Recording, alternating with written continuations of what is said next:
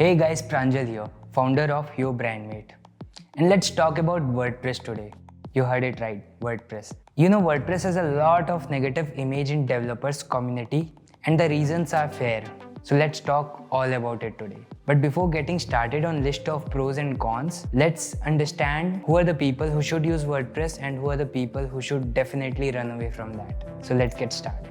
WordPress is a great tool for people who are just starting out. It could be in terms of business, it could be someone as a developer. So if you don't have much time to learn all of the different tech stacks required to build a whole-fledged website, you should go for WordPress. Why? WordPress comes with a great library of plugins and themes that you can just easily install in a several click and your website is ready to go. Same goes with someone who is just starting out in a business. If you need a website and you don't have much resources to pay off your developers and don't have much time to maybe design and develop the entire feature all custom-handed, so WordPress could be a great resource for you.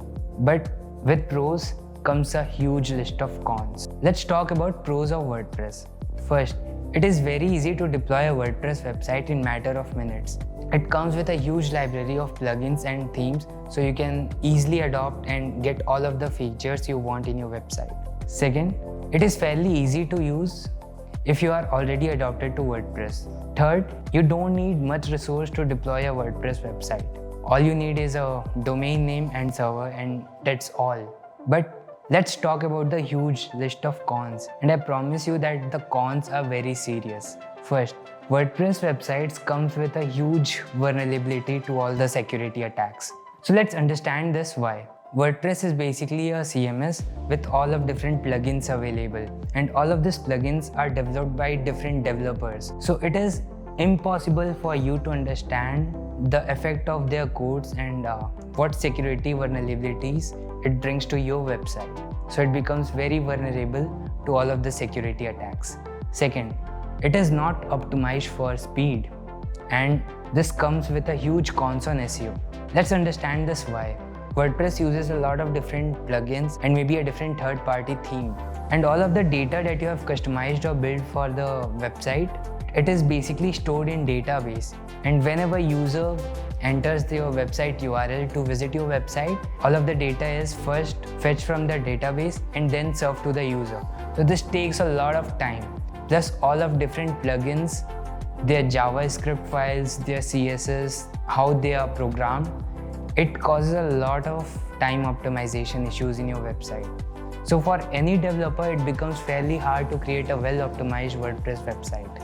Third, its user interface is not very easy to use. It comes with a lot of different complex terminologies that if you are not adopted to WordPress, will become fairly hard to understand for you.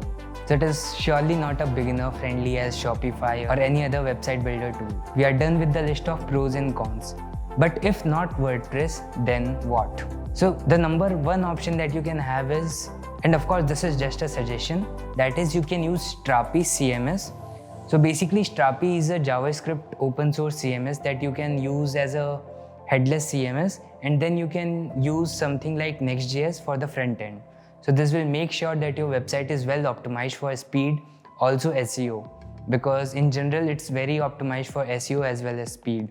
Also you can make use of Next.js static rendering feature. So all of the data would of course be stored in Strapi CMS, but once you have entered all of the data, it would be basically rendered as a static page. What is static page generation?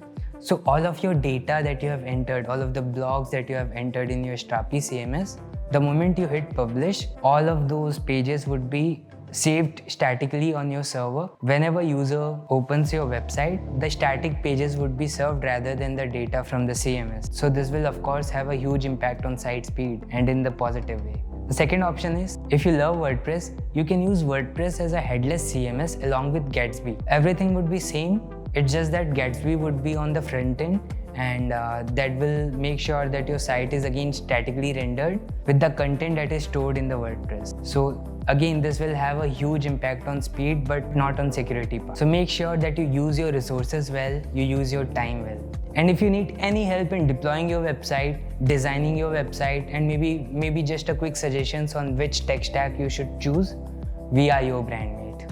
Reach us out at sayhi@yourbrandmate.in. Bye.